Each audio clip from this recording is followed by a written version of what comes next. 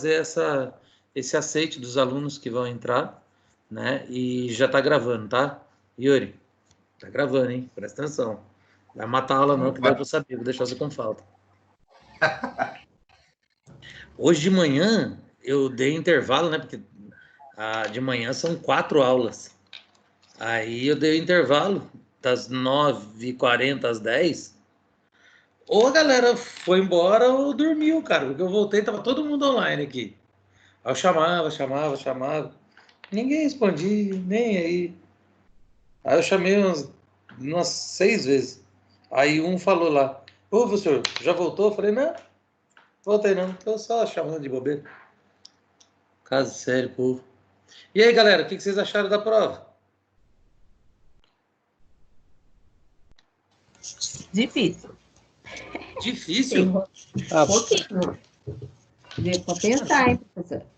Oi? Você pôs para a gente pensar bastante, hein? Mas a ideia é essa, né? Já que eu não posso estar perto, você tem que pensar, pelo menos. Mas vocês tiveram bastante tempo para fazer, pô. Ficou alguma dúvida? Querem perguntar alguma coisa? Segue o baile? Querem saber quanto tirar? Saber quanto tirar você já sabe, já lancei. Vou fazer um pedido. Olha só, a gente vai ter que continuar fazendo trabalho e tudo mais. Galera, eu pedi esses trabalhos para vocês e eu pedi para todas as turmas. E assim, tiveram alguns trabalhos que vieram para mim sem nome. Aí eu não tenho como lançar lá a nota do cidadão, sabe? Vamos estabelecer um padrão, né? Igual vocês fazem, por exemplo, para o TCC. A minha esposa está fazendo aula e a professora está ouvindo a minha voz de lá. Puta merda, parece aí na faculdade mesmo. Vamos estabelecer assim, ó. Igual vocês fazem no TCC. TCC, quando vocês vão mandar o trabalho, vocês não tem que pôr o nome de vocês e qual é a atividade. Não é assim? Para enviar a primeira atividade, TCC1, a segunda atividade, não é assim? Vamos estabelecer assim também. Vocês vão pôr o nome de vocês, a disciplina, nome de vocês e a disciplina. E daí depois o tema do trabalho você põe no corpo do trabalho. Não vou mais aceitar nenhum trabalho em corpo de texto de e-mail. Todos têm que vir em anexo. Faz um arquivo do Word e anexa no e-mail. Tudo bem? Por quê? Porque assim, quando eu começo a receber esses e-mails, que nem eu recebi mais de 300 e-mails agora para essa prova. E o que eu faço para não encher a caixa de e-mail, né? Porque ela não tem o e-mail corporativo ele não é muito grande assim a capacidade dele. Então eu baixo o trabalho e excluo o e-mail, baixo o trabalho e excluo o e-mail, tá? E lá todas as vezes que eu desligo o e-mail ele limpa a lixeira. Então, o que acontece? Tem gente que fala para mim, professor, mas era só olhar meu nome no e-mail. Eu falei, tá bonito, né? Tá fácil pra caramba. 300 pessoas vão ficar olhando o nome do cidadão, né? Então, é meio complicado. Por quê? Porque o tempo que a gente tem para fazer esses lançamentos de nota, para recolher tudo isso, é muito pequeno, é muito apertado. Tudo bem? Então, eu peço encarecidamente que vocês façam isso. Coloquem no grupo da galera aí para todo mundo saber como vai ficar e daí a gente segue o jogo, ok? Bom, vou fazer uma rápida revisão da prova com vocês antes da gente começar o tema de hoje. Embora, né, a Ana falou aí que estava difícil, eu acho que ela está brincando comigo, porque olha só, já apareceu aí para vocês? Sim ou não? Sim. Tá. Olha a pontuação média da turma. Uma prova que aqui ele dá a pontuação só das de múltipla escolha, tá? Que era 800, a média da turma foi 705. Então eu acho que foi uma média boa, né? Bem boa, por sinal. E o que acontece é assim, Algumas das questões a gente realmente precisava pensar um pouquinho. Por exemplo, essa aqui, ó. Essa primeira, né, que a gente fala das operações concretas e tudo mais, isso está relacionado aqui à deficiência intelectual, né? E aqui foi todo mundo bem, todos vocês acertaram todas as questões, tá? Então, o que acontece é assim, entender essas fases, né, da maturação da criança, do desenvolvimento da criança, é muito importante quando a gente vai trabalhar com o deficiente mental, né, com o deficiente intelectual, porque a maior dificuldade dele é exatamente esse desenvolvimento onde ele vai estar atrasado em relação à sua idade cronológica e isso complica, né, o seu entendimento, a sua aprendizagem e tudo mais. A segunda, uma pessoa apenas errou, né? Olha lá, quando a gente fala na classificação funcional, então eu estou pensando em todos os deficientes, né, que vão, por exemplo, uma competição oficial para os Jogos Olímpicos, o que eles tentam, né? O que eles observam, na verdade, né, para fazer a classificação funcional do atleta. Então, 16 pessoas acertaram, apenas uma errou. Na verdade, a ideia, né, essa classificação funcional é a possibilidade de promover ou proporcionar a igualdade, o equilíbrio competitivo entre as pessoas com deficiência. Né? Não dar chance maior para um do que para outro. Né?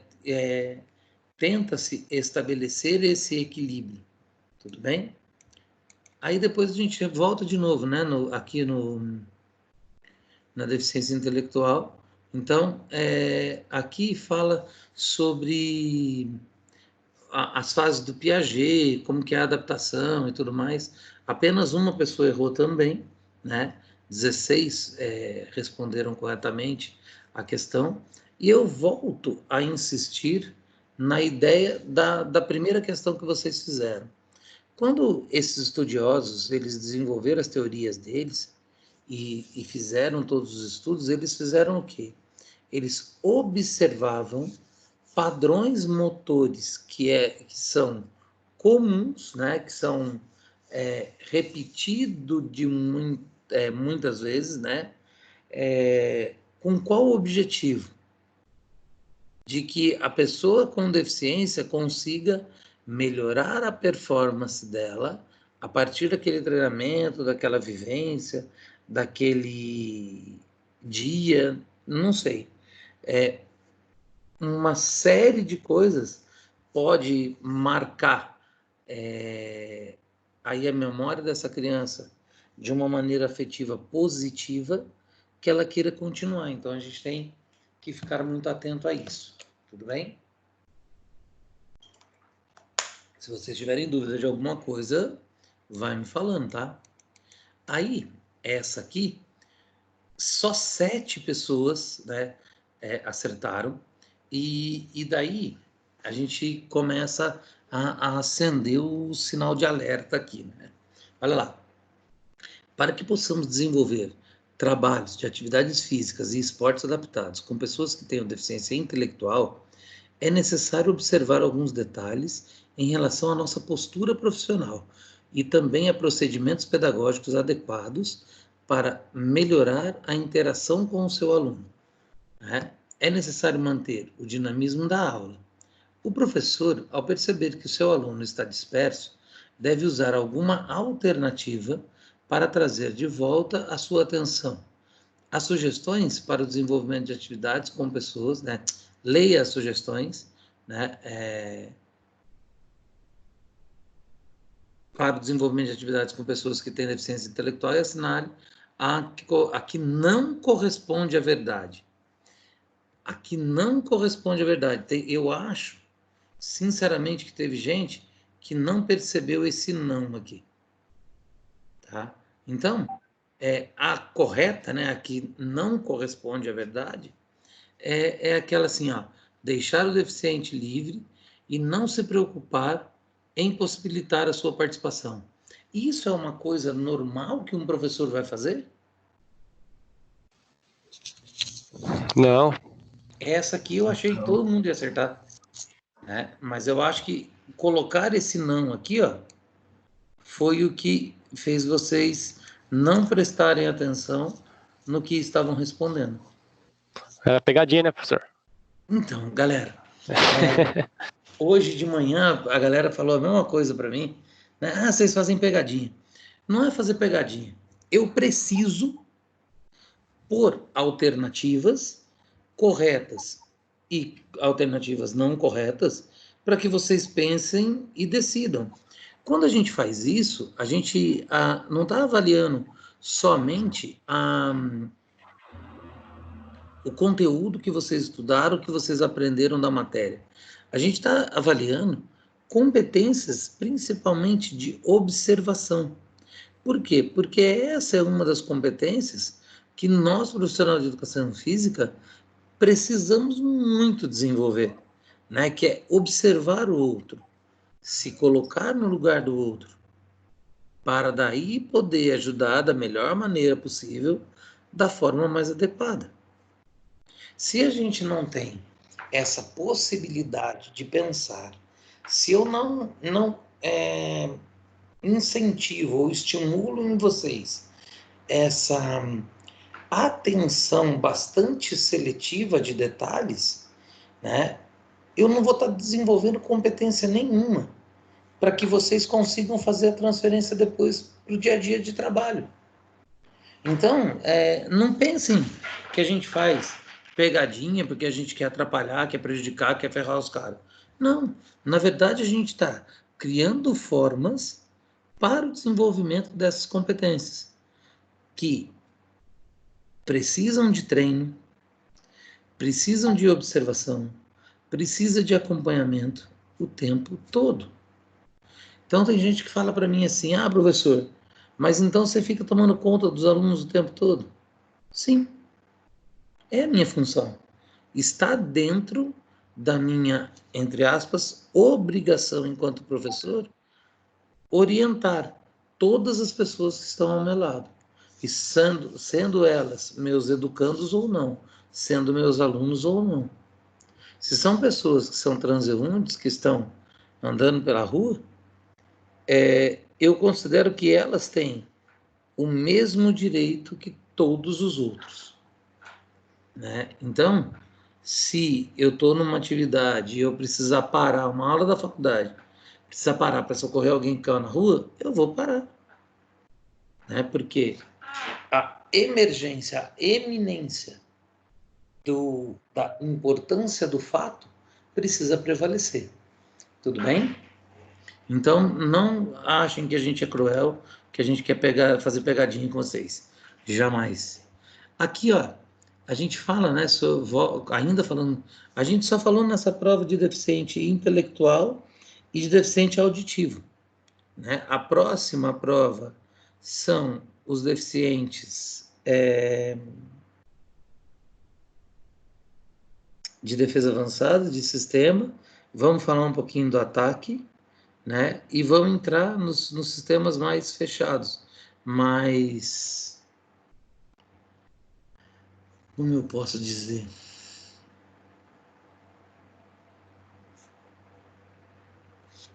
mais específicos para o trabalho com o deficiente, né? Com o sistema de trabalho mais voltado exatamente para o que ele vai fazer, tudo bem? Bom, opa, tá chegando gente, peraí. Quem chegou? Letícia está viva. Olha, quem é vivo sempre aparece. A Letícia veio. Depois de 15 aulas faltando, ela apareceu. Então vamos lá. Aqui essa questão, apenas 2 pessoas, né, erraram, tá? Depois eu entro aqui na deficiência auditiva, que é a questão número 7. 2 pessoas também erraram, 15 acertaram, né, de coisas que podem causar a deficiência. Há 8. Todos acertaram, né, a capacidade de aprendizagem cognitiva, né, de quem tem deficiência intelectual, como é. A 9, que fala sobre as orientações, né, publicadas pela Organização Mundial de Saúde sobre as atividades físicas, né, para escolares, todos acertaram também, parabéns.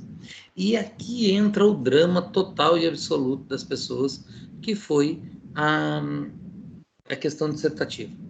Olha lá, após entender sobre os aspectos metodológicos para desenvolver os esportes adaptados com pessoas com deficiência, explique de forma clara e direta quais os principais aspectos metodológicos para trabalhar com pessoas com deficiência intelectual e com pessoas com deficiência auditiva.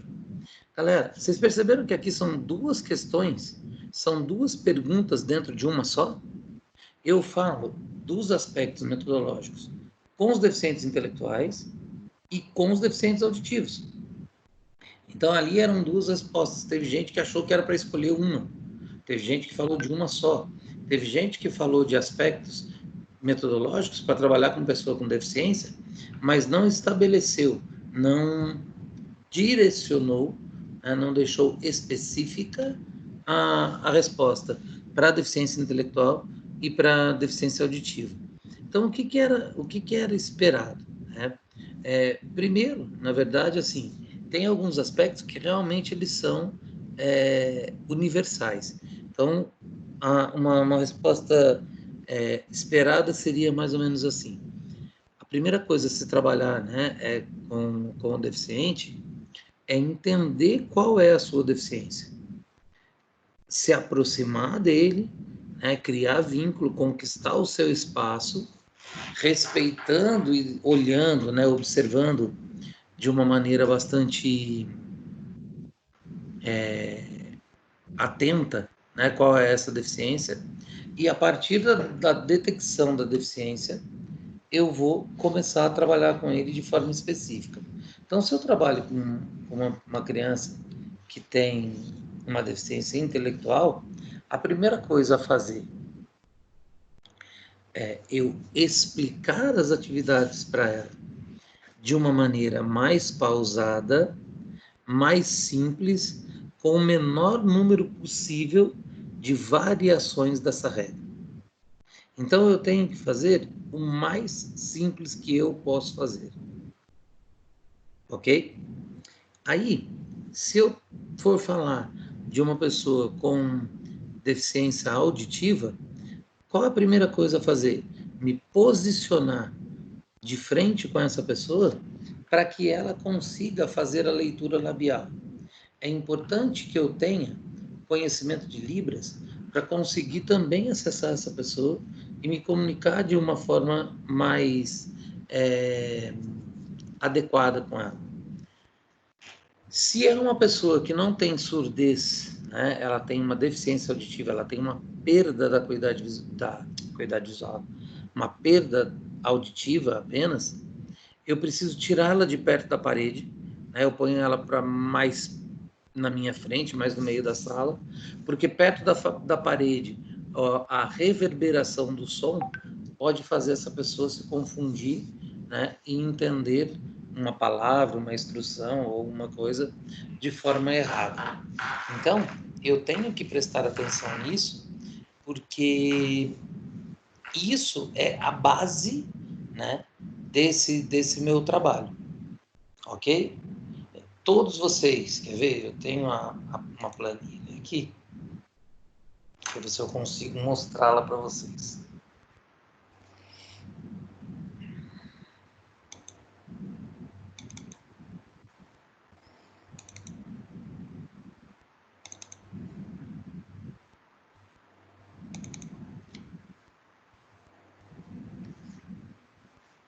Aí o computador é igual ao do Lentium.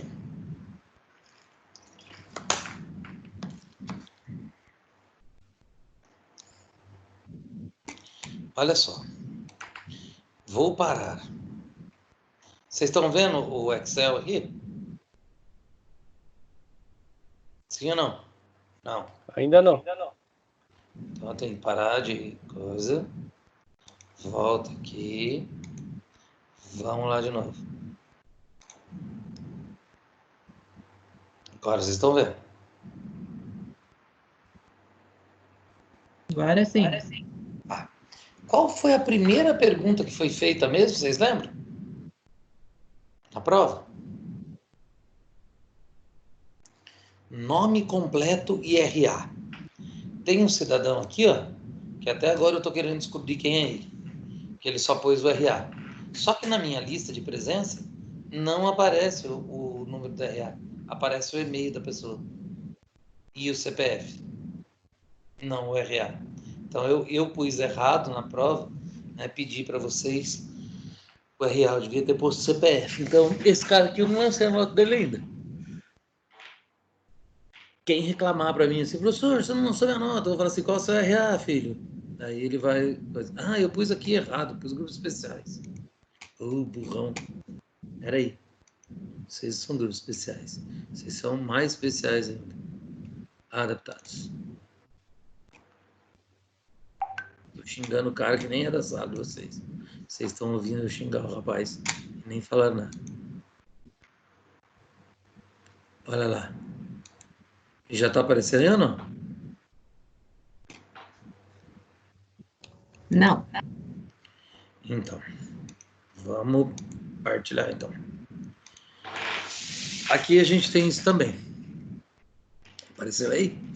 Tem um cara que só pôs aqui, ó, o RA. E esse Janiel, eu não sei o que acontece com ele, cara. Que o dele não vai na ordem alfabética de jeito nenhum. Mas tá tudo bem também, não tem problema. Ah, eu acho que eu já descobri. Tem um espaço aqui.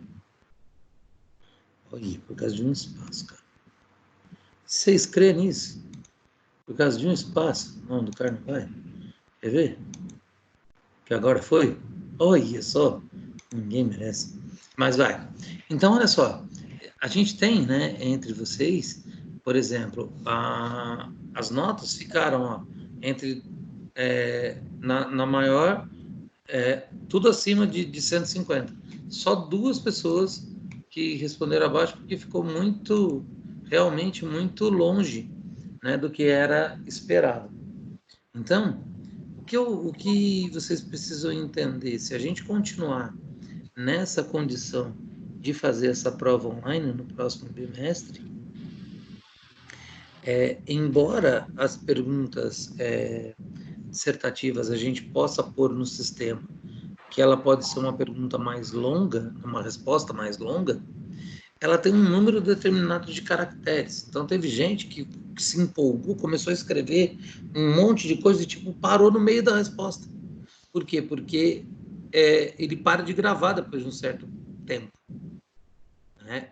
É claro que dá para entender o que a pessoa estava querendo dizer, mas eu não consigo acompanhar a conclusão do pensamento dela.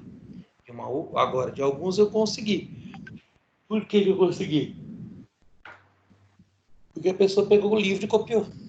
Aí, aonde ele parou, eu continuei olhando o livro e terminei a falar, era isso aqui que eu queria escrever. Por quê? Porque a pessoa não teve nem a preocupação de entender o livro para responder. Simplesmente copiou. E teve muita gente que errou porque, na hora de copiar do livro, copiou do capítulo errado. Então, aí não dá. Né? Eu preciso que vocês me ajudem a ajudar vocês. Ou seja, que tenham muito mais atenção no que vocês forem fazer daqui para frente. Tudo bem? Bom, dúvidas sobre a prova? Mais alguma coisa? Não? Tá tudo bem?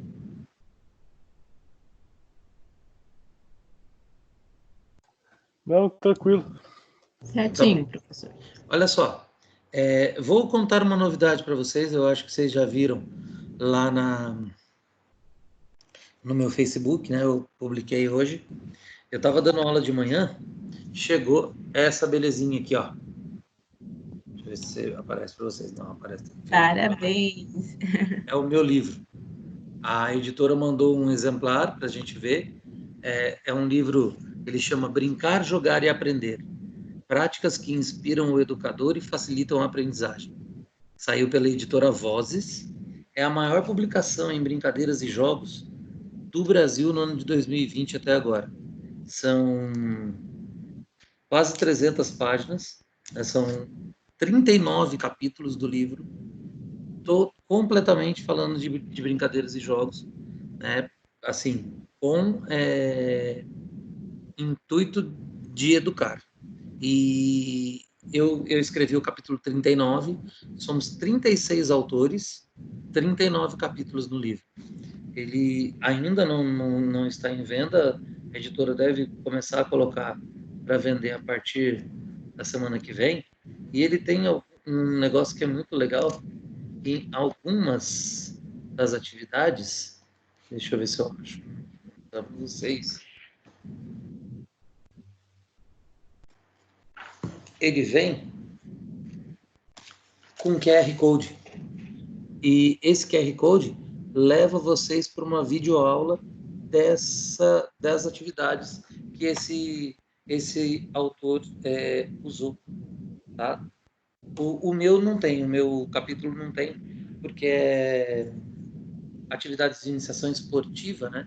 Eu não consegui, né, autorização para gravar as crianças e colocar aqui. Mas tem alguns que tem e é bem interessante. Se vocês depois quiserem conhecer, hoje eu falei com a bibliotecária lá da cidade, ela falou que vai procurar alguns para adquirir alguns exemplares e deixar lá, mas a gente está querendo fazer o lançamento do livro. Eu vou entrar em contato com a editora amanhã, ver se eles deixam fazer o lançamento do livro. Aí, assim que a gente voltar às aulas, a gente vai fazer um evento lá na faculdade para fazer o lançamento dele. E vocês estão convidados. Embora eu acredito que vocês já vão estar formados, né? Porque isso deve ficar só para o segundo semestre, mas vocês vão lá me ver, tudo bem? Vê se não me esquece depois que se formar. Tranquilo? Bom, Beleza. nosso trabalho hoje. Hoje a gente começa a unidade 3, né? Então a gente vai falar aí o 3.1 são quando a gente começa a trabalhar com um deficiente visual. Galera, deficiente visual é a coisa mais legal do mundo de se trabalhar. Eu curto pra caramba o trabalho com deficiente visual. E por quê, né? Porque, assim, foi uma das possibilidades com quem eu mais trabalhei, né? Foi com deficiente visual, até por conta da minha esposa, que trabalhou bastante tempo lá no Provisão, e ela era a coordenadora do departamento de esportes, né? E a maior incentivadora, né? Principalmente da modalidade do judô, né? Porque ela é judoca também. Então aqui, se eu pisar na bola, eu até apanho em casa, porque é zica. Então não posso vacilar, não. Quando a gente fala de deficiência visual, galera, a gente tem algumas características ou alguns detalhes que são importantes a gente está observando, e é o seguinte: a deficiência visual, ela pode ser congênita ou ela pode ser adquirida. Qual é a diferença de uma e da outra? Congênita, quando a pessoa já nasce cega, e quando é adquirida é quando ela fica cega. E por que uma pessoa pode ficar cega? Quais são os motivos que levam a cegueira? É uma pergunta. Acidente? Acidente, o que mais? Que tipo de acidente? Acidente de trabalho?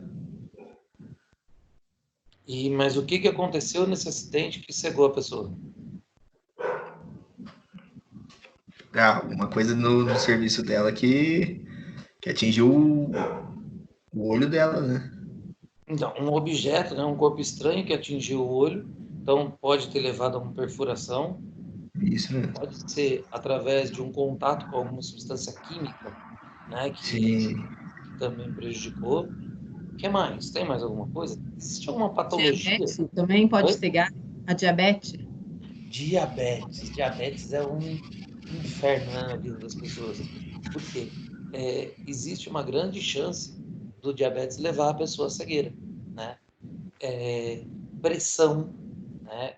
A pressão também, a hipertensão pode levar a pessoa a desenvolver uma pressão alta nos olhos, que a gente chama de glaucoma, né? Mas isso já é mais genético, é mais congênito.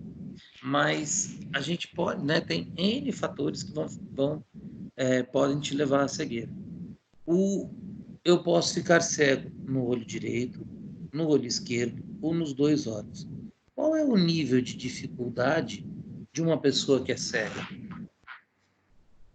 Vocês têm ideia? Não.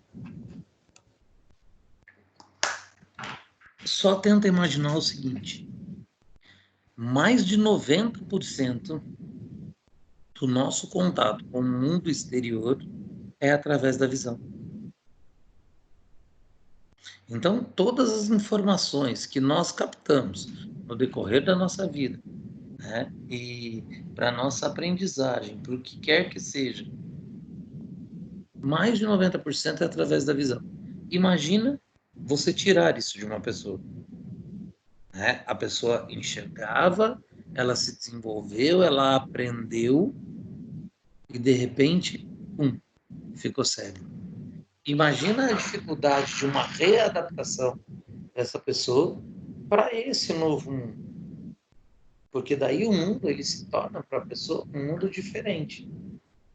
Embora a gente sempre fala assim, a gente não pode tratar a pessoa diferente, tem que tratar igual. Galera, tem hora que não dá.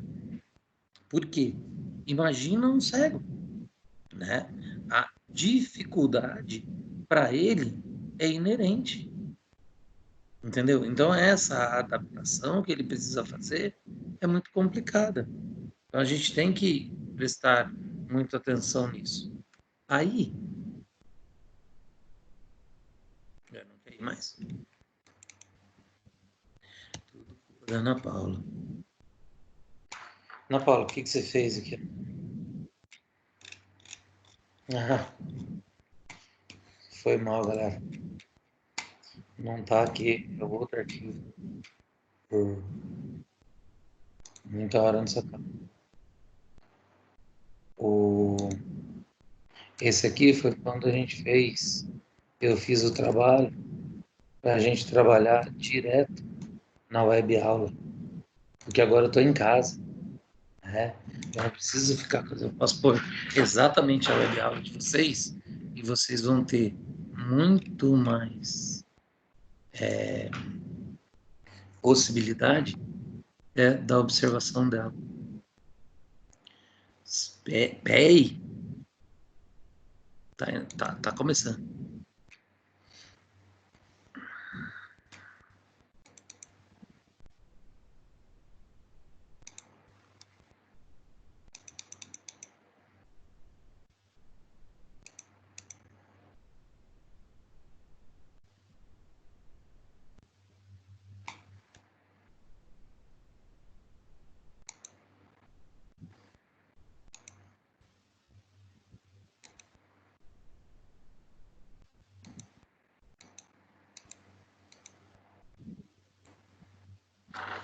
Tá aqui. Olha lá. Vamos compartilhar novamente. Estou aqui. Galera, então isso aqui é o que a gente estava vendo, né? Ó, a gente falou então dessa possibilidade da deficiência visual. Aí a gente passa, né, para entender aqui o olho. Galera, por que acontece a deficiência visual? Ela pode acontecer uma série de coisas diferentes, uma série de lesões ou de patologias, né, que podem acontecer e vão prejudicar a visão. Então, a primeira coisa que a gente precisa entender é o seguinte, ó. A gente tem o nervo óptico, né, que vem do cérebro para cá, que faz a identificação de todos os sinais que a gente recebe no mundo externo, vai decodificar isso tudo e leva de volta para o cérebro. E lá no cérebro a gente vai interpretar essa imagem que a gente está vendo. A gente vai entender aquilo que a gente está observando. Tá? Aí a gente vem para a retina. Né? A retina é aquela membrana que envolve, né, o nosso olho. A córnea também é uma outra membrana um pouco mais externa. Tá?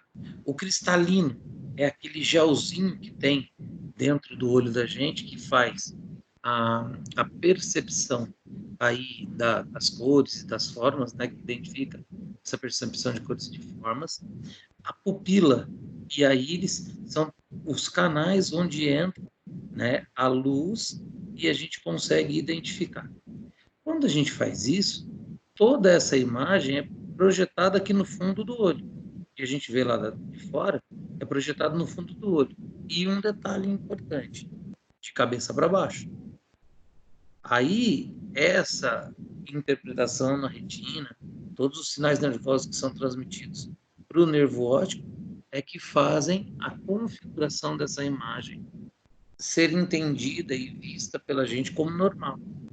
Tudo bem? Aí a gente vai entender isso. Agora, olha só. O que uma pessoa com deficiência visual vê? A pessoa com deficiência visual, ela enxerga isso aqui, ó, o preto ou o branco, igual criança quando nasce. Quando a gente tem um bebezinho, a primeira coisa que a gente quer fazer é um quarto colorido, um móvel cheio de formas e tudo mais. Só que a criança quando nasce, ela ainda não identifica cores. Ela ainda não identifica formas. E a gente dá aquele negócio cheio de detalhe para a criança. Ela vê um vulto branco ou preto e mais nada. Tá? Por quê? Porque ela ainda não terminou toda a formação neural do sistema nervoso do sistema ocular. Então, a gente precisa entender, né, que as pessoas, né, que são cegas, que são deficientes visuais, para elas não existe outra cor. O preto, né, está ligado a uma pessoa que perdeu 100% da visão e o branco a uma pessoa que consegue ter percepção de luz, não sendo totalmente cega. Por quê? Porque a gente tem deficientes visuais que não são totalmente cegos, eles têm uma perda de visão grande, severa. Então as pessoas perderam aí 60, 70, 80% da visão, mas elas ainda têm essa percepção de luz, percepção de vultos. Então, os detalhes para se tratar uma e outra são bastante discutidos até hoje. Por quê? Eu mesmo, olha só, na outra faculdade, eu tive um garoto deficiente visual, ele começou a perder a visão com 10 anos, e quando ele foi meu aluno, ele estava com 20, 21, só tinha 5% da visão. Mas eu acho, até hoje, que aquele menino enxergava mais do que 5%. Porque, assim, é claro, eles têm uma percepção muito grande da aproximação de pessoas, mas, segundo ele não definia nem formas. Né? Mas toda vez que passava uma menina bonita perto dele, ele olhava. Como que ele sabia? Né? Eu não sei não, eu acho que ele enganava nós, que não é claro. Mas tá tudo bem. Então, o Luan dizia que ele só enxergava reflexos de luz. Então, por exemplo, quando eu ia fazer prova, tinha uma pessoa da faculdade que ditava a prova para ele e escrevia o que ele falava. E ele reclamava muito disso, porque ele queria falar comigo. E daí, para mim, ele daria a resposta, não ia precisar escrever e tal, de desculpa, né? Mas eu não tinha como largar a sala inteira para ir acompanhá-lo, né, na avaliação. Aí não tinha jeito. Então, quando a gente observa aqui, a gente começa a perceber, né, a diferença da possibilidade com que as pessoas enxergam. Então, uma visão normal é essa primeira aqui, que eu jamais vou ter. Quem tem catarata começa a ver tudo embaçado dessa forma. Por isso que tem que fazer a cirurgia, e a cirurgia é uma raspagem do cristalino. Tá? O glaucoma, né? O ceratocone primeiro. Ceratocone é uma doença que a pessoa tem, que o globo ocular parece que está saindo do olho. Tem um comediante, eu não vou saber o nome dele, ele tem ceratocone. Caruso? Não lembro o nome agora. Aí o glaucoma é quando aumenta a pressão ocular, aí você começa a ter essa perda realmente. Quanto mais alta a pressão, menor o espaço da divisão. Então, aí isso aqui são patologias graves. E aqui são o que a gente chama lá dos problemas de visão, né? Hipermetropia, astigmatismo, miopia. Galera, se vocês perguntarem para mim assim, professor, quem tem miopia, o que você tem? Eu tenho hipermetropia e astigmatismo. Aí as pessoas perguntam para mim assim, você não enxerga de perto ou de longe? Eu falo assim, depende. Se eu tiver de óculos, eu enxergo dos dois. Se eu tiver sem óculos, eu não enxergo de nenhum. Eu juro que eu não sei qual é perto, qual é longe. Meu grau é tão alto, tão forte, meu óculos. Eu sem o óculos, eu realmente não sou ninguém. E o que dificulta isso em relação à atividade física, ao exercício físico, à participação? O que dificulta é que a pessoa que tem deficiência visual, ela acaba perdendo a noção de orientação espacial, de como se posicionar, de onde se posicionar nesse espaço, nesse local, né, durante essa aula, ou essa prática, ou esse jogo, e conseguir entender o que está acontecendo. Então, uma das coisas que a gente fala, né, quando vai fazer a detecção da deficiência visual, é fazer um teste, né, de acuidade visual. O que é a acuidade visual? É o grau de aptidão do olho para discernir os detalhes espaciais, ou seja, a acuidade de perceber a forma e o contorno dos objetos. Simplificando um pouco mais, seria o nível de nitidez com que o olho consegue enxergar. Então, quando eu falo de acuidade visual, é eu ter essa percepção das formas dos contornos da melhor maneira possível. Né? E uma coisa que é interessante, que é muito importante, é que eu, né, enquanto profissional que vou trabalhar com deficiente, eu me torno os olhos do deficiente. Existe uma coisa, eu estou até adiantando isso para falar lá no final, que é a... Ai, meu Deus do céu, fugiu. Não vou lembrar. Mas, assim, essa acuidade visual é quando eu consigo observar esses contornos, né, e perceber e entendê-los de uma forma tão boa, né, com tanta eficiência, que eu melhoro a minha localização naquele espaço. E o campo visual, na verdade, é a quantificação da área espacial percebida pelo nosso olho. Ou seja, refere-se a todo o espaço que o nosso olho é capaz de enxergar. Por exemplo, Quem não tem boa acuidade visual tem problema com o campo visual. Por quê? Porque não percebe a nitidez total desse campo visual. E eu posso falar por mim. Eu tenho uma lesão no nervo óptico direito que me deu uma perda bastante significativa, não só do campo visual, mas também da acuidade visual. Que, por exemplo, essa semana a gente deu a prova lá e a prova lá foi presencial. Os alunos estão em casa. Então, daí a gente ficou lá com eles, né? Tudo isso.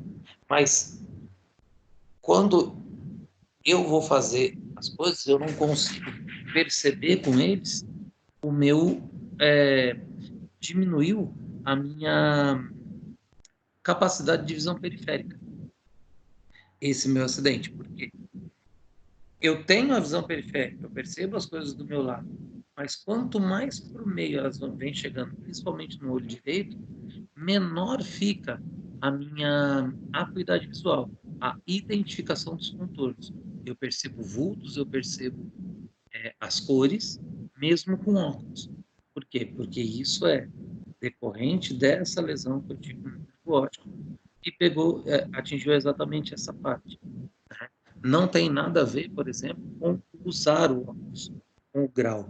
Né? Foi uma lesão lá no nervo óptico. Então, não existe a transmissão, né, para o cérebro e a identificação desses sinais. Agora, tem pessoas que vão ter isso por outros motivos, né? Então, isso tem que ser bem observado. E qual é o grande problema da deficiência visual? Muitas vezes a gente não percebe. Por quê? Por exemplo, criança. A criança, às vezes, ela está na escola e ela não enxerga a luz, ela não enxerga bem. Só que, para ela não consegue diferenciar esse estímulo. Então, para ela, está todo mundo da sala dela enxergando o que ela está enxergando. Então, ela não reclama. Por quê? Porque para ela aquilo está normal, o corpo vai se adaptando. Então, às vezes, é muito difícil conseguir detectar isso. Né? Tanto é que hoje, muitas maternidades, logo que a criança nasce, antes dela ir ter alta e ir para casa, ela recebe a visita de um oftalmo que faz com o bebê a primeira consulta para verificar, né, se ela tem a possibilidade ou não do desenvolvimento de alguma patologia dos olhos. Né? E isso é bastante importante, porque na hora de classificar isso, né, de acordo com essa patologia, a pessoa já consegue entender. Então, por exemplo, quando a gente classifica, né, o deficiente como um deficiente visual legal, então essa é uma classificação que é utilizada para programas de assistência e previdência social, né, com respaldo no decreto 3.298 de 1999. Então é legal, não é que é legal, que é bom. Essa cegueira legal, essa classificação legal, ela está baseada na legislação. Por isso que é legal. Ela tem a legalidade da lei. Ok? Aí eu tenho, né, a deficiência visual clínica. Então, é diagnosticada por meio de exame de oftalmo, né, e segue parâmetros internacionais para esse diagnóstico, né, para o tratamento e o acompanhamento médico. Então, por exemplo, eu tenho uma deficiência visual clínica leve, porque, apesar de ser alto o meu grau, eu ainda não estou precisando de outro tipo de auxílio, tá? A cegueira educacional, usada basicamente para facilitar a adaptação na escola. Por quê? Porque quando eu sei quão, né, é agressiva ou é comprometedora essa deficiência visual na escola, eu consigo adaptar.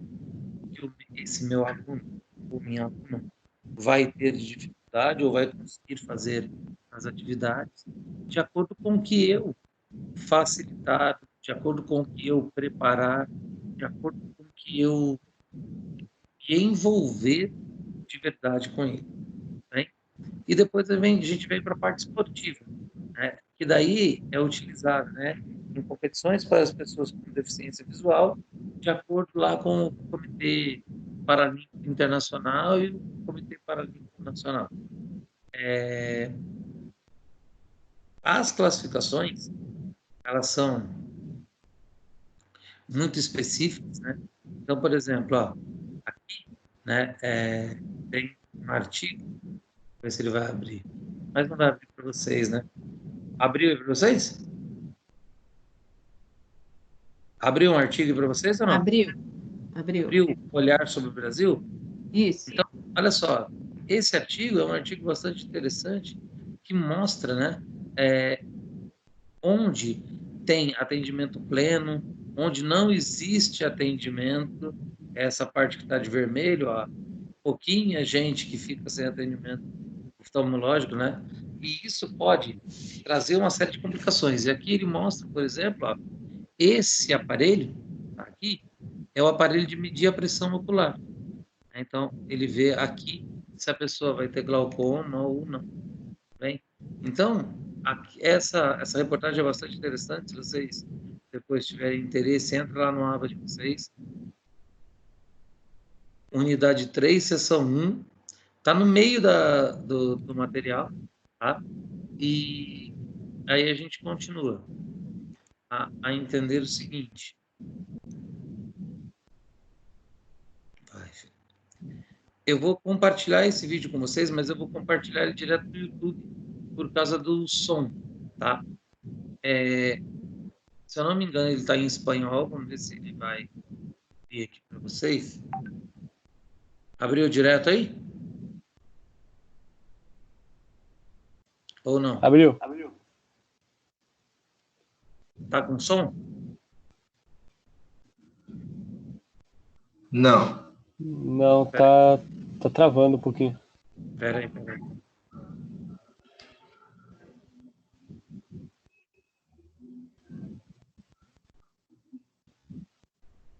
Agora tá aí?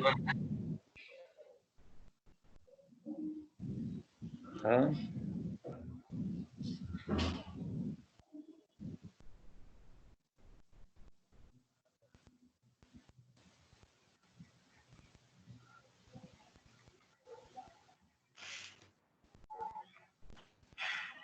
Estão conseguindo ouvir?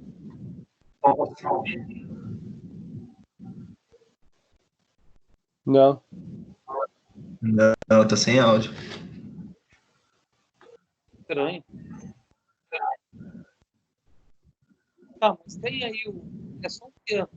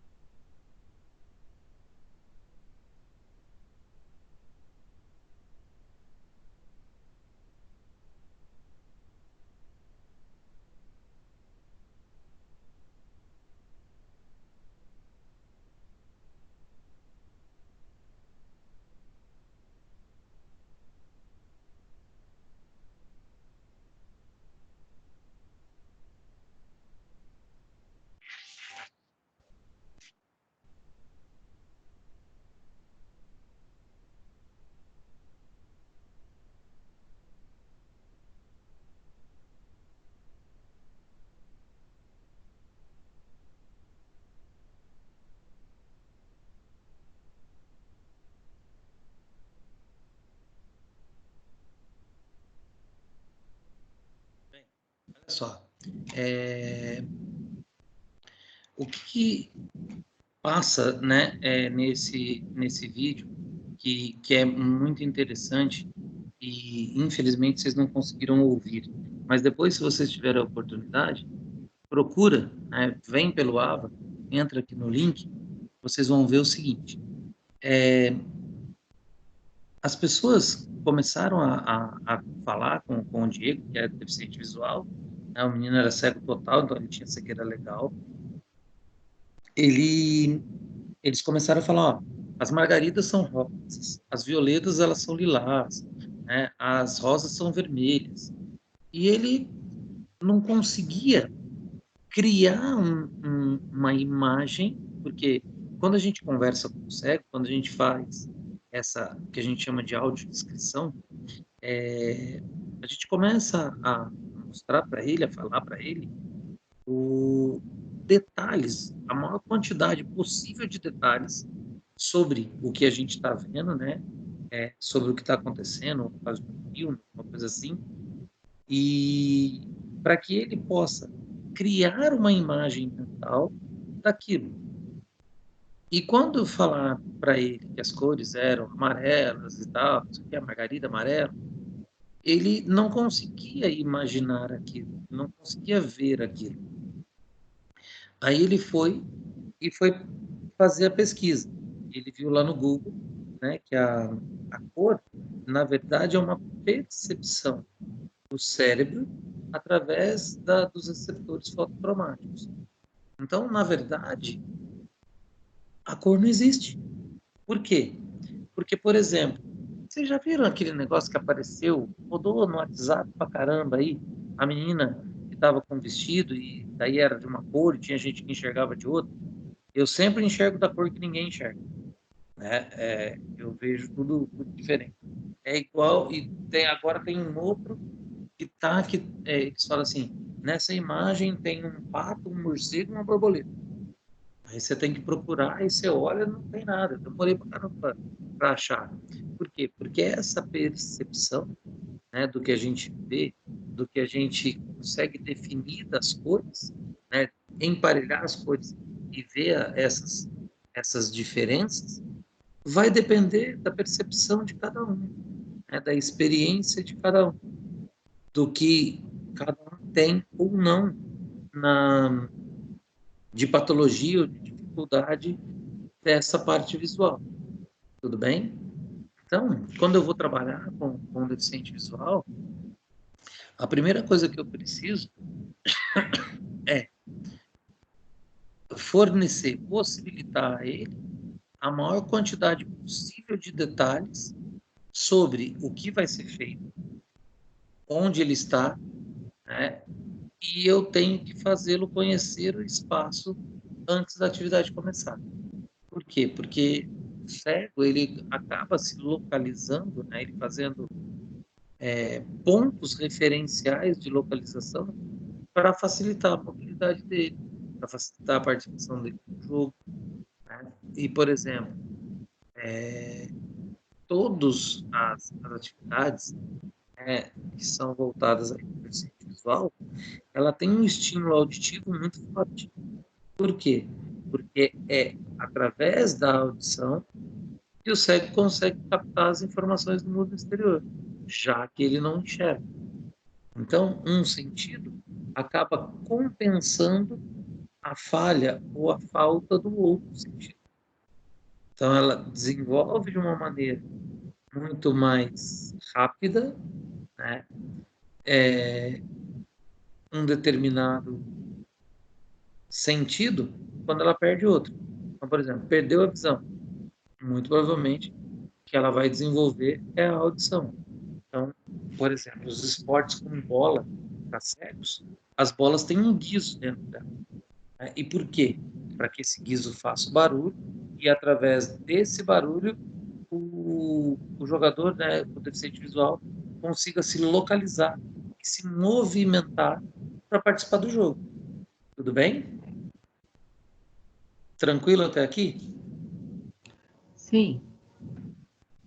Sim, professor. Oi. Fala. Não, tranquilo. Ah, tranquilo. Então tá. Então, hoje a gente terminou. Era só isso.